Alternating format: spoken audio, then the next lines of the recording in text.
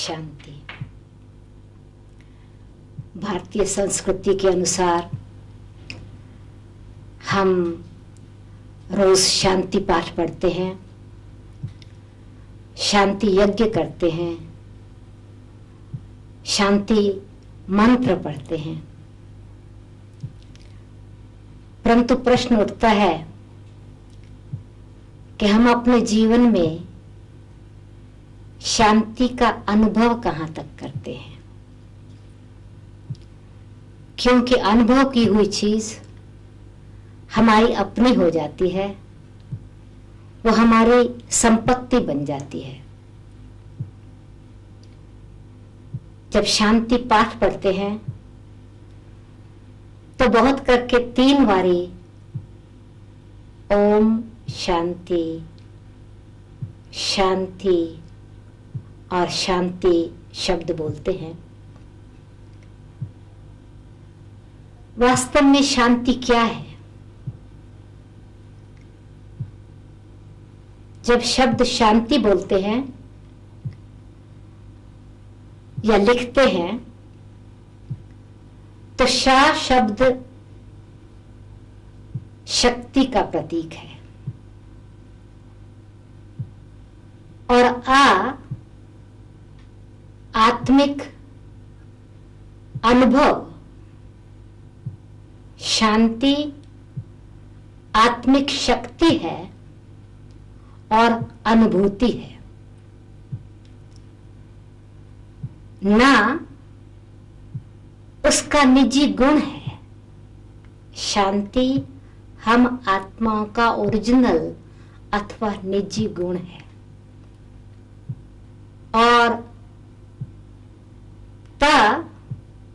ये निजी गुण आत्मा का शांति का अनुभव आधारित है हमारी आंतरिक त्याग वृत्ति से। जितना जितना हम इच्छाओं का त्याग करते हैं, देह अभिमान से न्यारे रहते हैं, तो आत्मा को शांति की अनुभूति स्वतः होती है। ये स्थिति है, आत्मा की स्टेज है। इसलिए पहले हमको ये जानना होगा कि शांति कोई बाहर से प्राप्त करने की वस्तु नहीं है। कोई जंगल में जाने से शांति नहीं मिलती है, पहाड़ों पर चढ़ने से शांति की अनुभूति नहीं होती, गुफाओं में बैठने से मन की शांति नहीं मिलती। परंतु गुफा में बैठना बहुत जरूरी है। कौन सी गुफा? यह अंतर्मुखता की गुफा। इस मुख में हम देखते हैं हमारे शरीर में ज्ञान इंद्रियां और कर्म इंद्रियां। ज्ञान इंद्रियां जिनसे हमको बाहर की स्थिति का ज्ञान होता है, आंखों से हम देखते हैं, कानों से हम सुनते हैं, मुख से हम बोलते अथवा जिह्वा से स्वाद लेते हैं, नाक से सूंघते हैं, शरीर से कोई भी त्वचा से टच करते हैं, तो इनको ज्ञान इंद्रिय कहा जाता है। तो शरीर में, मुख में जो बाहर की इंद्रियां हैं, इससे किस प्रकार से हमने बाहर के वातावरण को अंदर लिया, वो हमारी शांति पर असर डालता है। आपने कोई चीज देखी, आपको पसंद नहीं आई, नफरत की दृष्टि से देखी, घृणा भाव से देखा, या कानों ने कुछ अशुद्ध शब्द सुने, या गॉसिप में तेरी मेरी निंदा में इंटरेस्ट लेना शुरू किया, तो ये मुख की इंद्रियां आंतरिक शक्ति शक्ति को भंग कर देती है। ये जरूरी है, इन कर्म इंद्रियों में से, ज्ञान इंद्रियों में से यदि एक भी इंद्री, एक भी अंग यदि ठीक काम नहीं कर रहा हो तो शरीर की संपूर्णता नहीं कही जाती। पर मेरा कहने का मतलब यह है कि बाहर की गुफा में बैठने से शांति नहीं, परंतु आंतरिक स्थिति में अंतर्मुखता की गुफा में बैठने से शांति का अनुभव होता है, जिसमें हम अपनी आत्मा का दीवा जगा करके बैठते हैं। हमको कोई ऊंची पहाड़ी पर जाकर के तपस्या करने की आवश्यकता नहीं, परंतु ऊंची स्थिति पर बैठ करके तपस्या करनी है। माउंटेन की तरह, पहाड़ की तरह अचल और अडोल स्थिति बनाने से कितने भी बाहर की परिस्थितियां हो, कितना भी दुखदायी वातावरण हो, वो हमारी शांति को भंग नहीं कर सकता। वैसे जंगल में जाने से वातावरण की शांति थोड़ा जरूर मिलेगी, परंतु इंसान कहां तक जंगल में जाएगा। यदि हर कोई शांति की अनुभूति के लिए घर छोड़कर के जंगल में चला जावे तो एक समय ऐसा आएगा जो जंगल शहर बन जाएगा और शहर जंगल बन जाएगा। परंतु सचमुच देखा जाए तो आज सारा संसार जंगल ही तो बन चुका है। जैसे जंगल में जंगली जानवरों से मनुष्य को डर लगता है, कांटे चुभते हैं, अंधकार छाया रहता है, इसी प्रकार आज हमारे जीवन में कितनी हिंसा वृत्ति हो गई है। पशु भी इतना हिंसक नहीं जितना कि इंसान के प्रति हिंसा भाव रखता है, वैर विरोध का भाव रखता है। तो इस जंगल में रहते हुए हमको अपने जीवन को मंगलमय बनाना है, इसीलिए आत्मिक शक्ति को जागृत करने की आवश्यकता है। तो शांति आत्मा की शक्ति है, उस सोई हुई शक्ति को जगाना है। इसलिए कहा जाता है कि शांति आत्मा के गले का हार है, यानी आत्मा का स्वधर्म है। जैसे बहुत लोग कहानी सुनाते हैं, एक रानी के गले का हार गुम हो गया था और उसने बहुत बाहर ढूंढने की कोशिश की, परंतु हार नहीं मिला।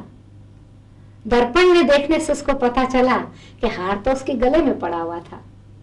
यह भी इसी प्रकार से है। वास्तव में हमको बाहर किसी स्थान पर जाकर के शांति प्राप्त नहीं होती, परंतु अपनी आत्मिक अनुभूति करने से, ज्ञान के दर्पण में स्वयं को देखने से, ज्ञान का दर्पण हमको अपना अनुभव कराता है, अपनी स्मृति दिलाता है कि मैं कौन हूं।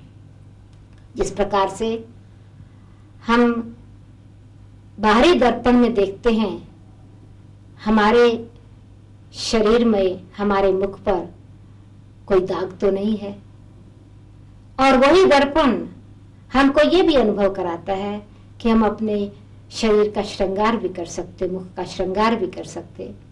इसी प्रकार से ज्ञान का दर्पण हमको दोनों बातों का अनुबोध कराता है। हमारे में कमियां कौन सी हैं, किस कारण हम अशांत होते हैं, क्रोध हमारे में क्यों आता है। जब हम बहुत इच्छाएं रखते हैं या आशाएं रखते हैं दूसरे मनुष्य आत्माओं के प्रति, जब इच्छाएं पूरी नहीं होती या जो हम चाहते हैं दूसरी आत्माएं हमारे लिए करें, वो अपेक्षाएं नहीं हमारी पूरी होती, हमारे कहने के अनुसार दूसरा कोई काम नहीं करता, तो गुस्सा आता है। परंतु ज्ञान कहता है, ज्ञान का दर्पण हमको अपनी ओर इशारा करता है कि हम समझ से काम लें। यदि हम मनुष्य आत्मा की शक्ति को देख नहीं रहे, हम उनकी कैपेसिटी को नहीं देखते और हम एक्सपेक्टेशंस बहुत रखते हैं, तो किस बेचारे के पास इतनी क्षमता ही नहीं है और उस क्षमता से ज्यादा हम उनसे काम करवाना चाहते हैं, तो वो जरूर रिएक्ट करेंगे और हमारे प्रति उनकी श्रद्धा नहीं रहेगी, उनकी भावना नहीं रहेगी और हमको फिर उनके प्रति विरोध भाव पैदा होगा और गुस्सा आएगा, अपनी शांति भंग हो जाएगी। इसका मतलब हमने अपनी आत्मिक शक्ति को नहीं देखा, उनकी शारीरिक और मानसिक शक्ति को भी नहीं देखा। तो शांति का आधार है शक्ति। कौन सी शक्ति? आत्मिक शक्ति। इसलिए पहले ये जानना होगा कि आत्मा क्या है। हमेशा जब हम शांति शब्द प्रयोग करते हैं तो कहा जाता है मन की शांति, शरीर की शांति, हाथ पैरों की शांति, ऐसे नहीं कहा जाता। मेरे मन को शांति चाहिए। या कोई शरीर छोड़ करके चला जाता है तो हम कहते हैं हे परमात्मा, इनकी आत्मा को शांति देना। तो आत्मा से संबंधित शांति ये गुण है आत्मा का, और मन आत्मा की एक शक्ति है। आत्मा जब शरीर छोड़ करके चली जाती है तो शरीर तो सारा यहीं पड़ा होता है, हृदय है परंतु फीलिंग्स नहीं है, उसमें भावनाएं नहीं है, धड़कन नहीं है शरीर में, बाकी हृदय में हृदय है। तो मन आत्मा की सूक्ष्म शक्ति है, हृदय शरीर का अंग है। मन चला गया, हृदय ने काम करना बंद कर दिया। फिर शरीर में बुद्धि तो है, जब आत्मा शरीर में बैठी है तो बुद्धि काम कर रही है, और आत्मा शरीर से जब चली गई तो दिमाग तो फिर भी शरीर में है, ब्रेन तो है परंतु समझ नहीं है, विवेक नहीं है, स्मृति नहीं है, यादगार कुछ नहीं है। तो इसका मतलब है बुद्धि आत्मा की शक्ति है और दिमाग अथवा ब्रेन ये शरीर का एक अंग है, मशीनरी का एक अंग है। इसी प्रकार से सारी कर्म इंद्रियां हैं, आंख, मुंह, नाक, कान, हाथ पैर सब कुछ है, परंतु एक्सप्रेशन उसमें नहीं है, उसमें बोलचाल या मूवमेंट नहीं है, हलचल नहीं है, अंग कोई भी कार्य नहीं कर रहा है। तो ये एक्सप्रेस करने वाली संस्कार शक्ति आत्मा की आत्मा के साथ गई। तो आत्मा क्या है? एक चैतन्य शक्ति है। मन, बुद्धि और संस्कार, इन तीन शक्तियों का नाम कंबाइंड रूप में इसको आत्मा कहा जाता है अथवा ज्योति कहा जाता है। तो मनुष्य शांति पाठ करते समय ज्योति का ध्यान करते हैं, अथवा मंदिर में भगवान का ध्यान करते समय दीवा जगाते हैं और कहते हैं थोड़ी देर के लिए हम ज्योति पर ध्यान करके शांति का अनुभव करें। तो एक ज्योति तो बाहर का प्रतीक है, दीवा जगाना, पर वास्तव में ये ज्योति आत्मा ज्योति से संबंधित है कि हम आत्मा एक चैतन्य ज्योति हैं। तो जैसे मैंने बताया कि मन, बुद्धि, संस्कार ये तीनों शक्तियों का कंबाइंड रूप आत्मा है। जैसे दीवा जगता है तो दीवा जगते ही आप देखेंगे तो पहली चीज क्या आपने देखी? प्रकाश, लाइट। लाइट आते ही दूसरी चीज उस लाइट में कौन सी समाई हुई है? जो प्रकाश में ही समाई हुई है। तो आप देखेंगे अगर आप उस पर उंगली रखेंगे लाइट पर तो आपको हीट महसूस होगा, आग, प्रकाश के साथ साथ आग, गर्मी महसूस होगी। तो दूसरा गुण लाइट का है अग्नि, और तीसरा उसका है रूप, फॉर्म, ज्योति, रूप। दीवा बुझ गया तो तीनों चीज चली गई, लाइट, उसके अंदर जो अग्नि, गर्मी, और उसका ज्योति का लौ का रूप। इसी प्रकार से आत्मा जब शरीर से निकल जाती है तो आत्मा अपना मन भी साथ ले गई, बुद्धि भी और संस्कार भी ले गई। इसलिए कहते हैं जब कोई जन्म लेता है तो कहते हैं पिछले जन्म के संस्कार आत्मा लेकर के आई, संस्कार अनुसार ही हम फिर नया जन्म लेते हैं। तो मन की शांति में बता रही थी कि मन की शांति कहा जाता है कि हे परमात्मा, इनकी आत्मा को शांति दो। तो आत्मा को शांति, शरीर में रहते भी मन की शांति चाहिए, और आत्मा शरीर से अलग हो गई तो भी शांति उसका स्वधर्म है, उसका गुण है, वो अपने अनुभूति में रहना चाहती है। तो इसलिए पहले ये समझना होगा कि मुझे अगर शांति का अनुभव करना है तो ये ज्ञान के दर्पण में देखना है, मैं शरीर नहीं हूं, इस शरीर को धारण करने वाली मैं चैतन्य शक्ति, ज्योति बिंदु आत्मा हूं। तो आत्मिक शक्ति, शा मीन शक्ति, आ मीन्स आत्मिक, और ना मीन्स इसका निजी गुण है। शांति मुझ आत्मा का निजी स्वभाव है। पर ये स्वभाव, ये गुण स्वभाव तब बनता है जब जो भी मैं कर्तव्य कर रही हूं उसी भावना से कर रही हूं, उस भावना से कर रही हूं कि ये मेरा गुण है और मुझे इस गुण को व्यवहार में लाना है, उस गुण का अनुभव करना है। ये अनुभूति भी है और साथ साथ ये आत्मा का गुण भी है। गुण की स्मृति आत्मा को अनुभूति करा देती है शांति की। और वास्तव में देखा जाए तो शांति हम आत्मा का स्वधर्म है। धर्म की धारणा इंसान में शक्ति ले आती है, यही हमारा स्वधर्म है। जब हम स्वधर्म में स्थित होते हैं तो अपने आप ही हमारी कर्म इंद्रियां शीतल हो जाती हैं, हृदय शुद्ध हो जाता है, और शांति के साथ साथ फिर प्रेम और धैर्यता, ये दोनों काम करने लग जाते हैं। सिर्फ अगर हम चुपचाप होकर के बैठ जावें और हम कहें यस मुझे शांति का अनुभव हो रहा है, परंतु मेरे में धैर्यता नहीं है, तो वो शांति बहुत थोड़े समय के लिए शांति है।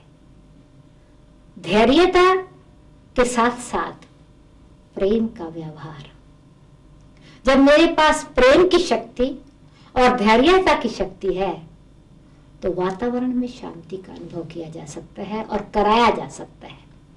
नहीं तो ऐसे तो सो भी जाए इंसान तो थोड़ी देर के लिए शांति हो जाती है, और शांति है बहुत जरूरी। इंसान कभी कोई शांत एकांत स्थान पर जाकर के बैठता है या कहेगा भाई मुझे थोड़ी शांति चाहिए तो जाकर के थोड़ी नींद कर लेगा, परंतु वो टेम्पररी शांति नहीं चाहिए, परमानेंट शांति चाहिए, जिसमें हम अपने परिवार में, अपने संसार में, अपने व्यवहार में, अपने जीवन में शांति को सदा के लिए कायम रख सके।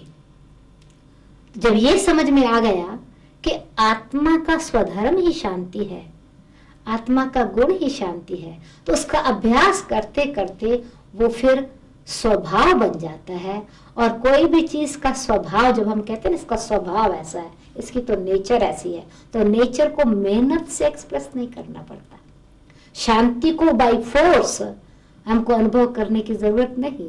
जैसे किसका जो भी स्वभाव है उसको मेहनत नहीं करनी पड़ती, किसका गुस्से का स्वभाव है उसको मेहनत नहीं करनी पड़ती गुस्सा करने की, किसी का जोश का स्वभाव है या निंदा करने का स्वभाव है उसको मेहनत नहीं करनी पड़ती, उसका स्वभाव बन गया, यानी वहां नेचर बन गई है।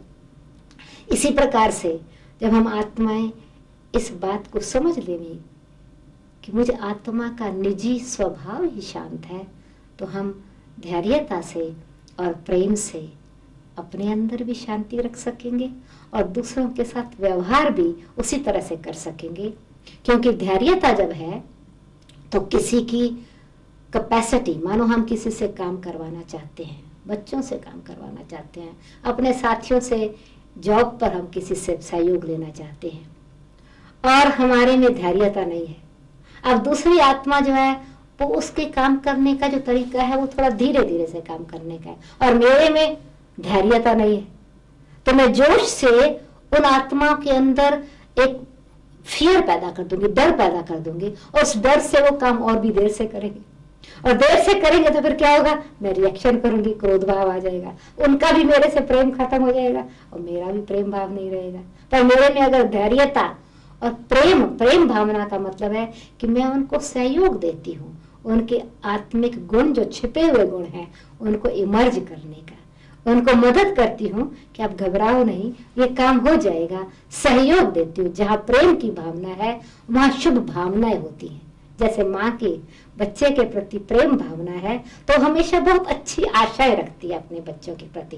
बेशक बच्चे में कैपेसिटी नहीं है, पर उसका प्रेम भाव है अपने बच्चे के लिए, तो उससे इतनी अच्छी उम्मीदें रखती है, इतनी अच्छी शुभ भावनाएं रखती है, उसके अंदर बल भर देती है। तो इसी प्रकार से ये भी गुण, प्रेम एक गुण है जो दूसरे के अवगुण को भी गुण में बदल देता है, निर्बलता को भी शक्ति में बदल देता है। तो इसलिए शांति का आधार दोनों बातें हैं, प्रेम की भावना, साथ साथ धैर्यता और समझ। ये समझ कि हर एक आत्मा अपने टाइम पर कार्य करेगी जरूर, क्योंकि हर एक आत्मा की विशेषता है, हर एक आत्मा ईश्वरीय देन से विशेष है। तो जब हम आत्मिक भाव से उनकी विशेषताओं को देखते हैं तो हम जल्दी अपसेट नहीं होते, एंड इसीलिए शांति हमारी फिर शक्ति बन जाती है। और उस शक्ति के प्रकंपन, उस शक्ति के वाइब्रेशंस फिर वातावरण में फैलते हैं। उससे क्या होता है कि हमारे अंदर एकाग्रता आ जाती है, क्योंकि जब शांति नहीं है, जोश आ जाता है, तो निर्णय शक्ति भंग हो जाती है, निर्णय शक्ति कुंठित हो जाती है। और क्रोध में इंसान ऐसा काम कर लेता है जो करना नहीं चाहिए, ऐसे बोल देता है जो दूसरे को दुख देता है, ऐसा व्यवहार कर लेता है जो उसको पीछे पश्चाताप होता रहता है। करना नहीं चाहता, ऐसा नहीं कि वो इच्छा से करता है, परंतु क्योंकि निर्णय शक्ति ने काम करना बंद कर दिया, रॉन्ग निर्णय हुआ, तो मनुष्य को इतना दुख दे देते हैं जो कत्ल तक कर देते हैं, फिर जेल में जाना पड़ता है। न केवल खुद दुखी होते हैं सारी उम्र, परंतु उनका परिवार दुखी होता है, उनका सारा समाज की जो समाज में रिस्पेक्ट है वो खत्म हो जाती है। तो जब हमको ये पता हो कि ये शांति मेरा स्वमान है, मुझे अगर अपने जीवन में स्वमान रखना है तो शांति के मान में रहना है, शांति की अनुभूति में रहना है। वैसे इंसान, हर एक इंसान को रिस्पेक्ट जरूर चाहिए, पर रिस्पेक्ट मांगने से नहीं मिलती है। मांगने से तो इंसान और ही भिखारी बन जाता है। और जितना ये देखा गया है कि जितना इंसान दूसरे से रिस्पेक्ट चाहता है उतना उसकी रिस्पेक्ट कम होती चली जाती है। और अगर स्वमान में यानी सेल्फ रिस्पेक्ट में रहता है, आत्मिक स्थिति में स्थित रहता है, तो दूसरी आत्माएं उसको महत्व देती हैं, उन विशेषताओं को समझती हैं और स्वमान स्वतः ही प्राप्त होता है। तो शांति मुझ आत्मा का स्वधर्म है, ये मुझ आत्मा का स्वमान है। क्यों? कि मैं भगवान की संतान हूँ, तो इतने ऊंचे पिता परमात्मा की मैं संतान हूँ। तो जिसकी मैं संतान हूँ, सर्वशक्तिवान की मैं संतान हूँ, तो मेरा पिता शांति का सागर है, मैं उसकी संतान, अशांत और गुस्से वाली क्यों बनूं? इसको कहा जाता है स्वमान। जैसे कुल का मान, जैसे कोई अच्छे कुल में पैदा होता है तो कहते हैं कुल का मान तो रखो, कोई राजकुल में पैदा होता है तो कहते हैं राजाई कुल का मान तो रखो। जैसे जैसे कुल में कोई इंसान पैदा होता है तो उसको कुल की मान रखने की शिक्षा मिलती है। तो हम भी ये कहते हैं, हे पिता परमात्मा, रोज हम आरती करते हैं, प्रार्थना करते हैं, मात पिता तुम मेरे शरण गहु मैं किसकी, तुम ही हो माता पिता, तुम ही हो बंधु सखा, तुम ही हो, त्वमेव माताश्च पिता त्वमेव। भिन्न भिन्न रीति से हम परमात्मा को अपना माता पिता कह करके संबोधित करते हैं। तो क्या परमात्मा को अशांति का सागर कहा जाता है? नहीं, परमात्मा को शांति का सागर कहा जाता है, प्रेम का सागर कहा जाता है, आनंद का सागर कहा जाता है। तो मैं किसकी संतान हूँ?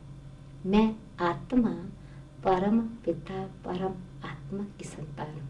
तो मुझे पिता के कुल की, अपने ईश्वरीय कुल की लाज रखनी है, तो उस आधार से भी अपने पर अटेंशन रखते हैं, अपने दिव्य दर्पण में देखते हैं कि मैं गुस्सा क्यों करूं, ये तो मैं अपने कुल को दाग लगा रही हूँ या अपनी भी रिस्पेक्ट खत्म कर रही हूँ। और वास्तव में अगर आप गहराई से देखें, आपके जीवन का ये रोज का अनुभव होगा, अशांति हम कोई चाहते नहीं है, ना हमको अच्छी लगती है। गुस्सा किसी को भी अच्छा नहीं लगता है, यानी भूल से भी कभी आपने गुस्सा कर लिया या किसी को खराब शब्द बोल दिए तो आपने शब्द एक बार ही सिर्फ गुस्सा किया है, 1 मिनट का गुस्सा किया होगा, और 1 मिनट के गुस्से का पश्चाताप इतना ज्यादा है जो सारा दिन आपको वो ख्याल होता रहेगा, ये मैंने गुस्सा क्यों किया, मैंने ठीक नहीं किया, ये बहुत खराब बात थी। आपको अंदर पश्चाताप होता रहेगा और बार बार वो सीन आपके सामने आता रहेगा, ये आपने क्यों किया।